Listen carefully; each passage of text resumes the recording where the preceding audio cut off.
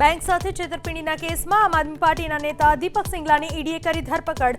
સવારે ઈડીએ દીપક સિંગલાના ઘરે પાડ્યા હતા દરોડા।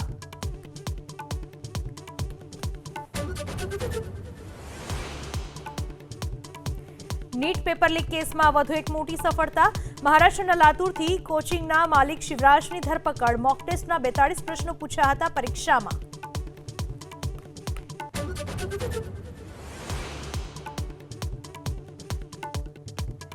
સ્વીડન બાદ નોર્વે પહોંચ્યા પ્રધાનમંત્રી મોદી। 43 વર્ષ બાદ ભારતના પ્રધાનમંત્રીની પહેલી નોર્વે યાત્રા। નોર્વેના રાજા અને રાણી સાથે સાંજે કરશે મુલાકાત।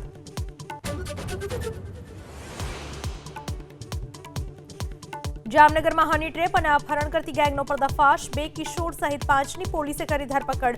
સોશિયલ મીડિયા પર જાળમાં ફસાવી પૈસા પડાવતા।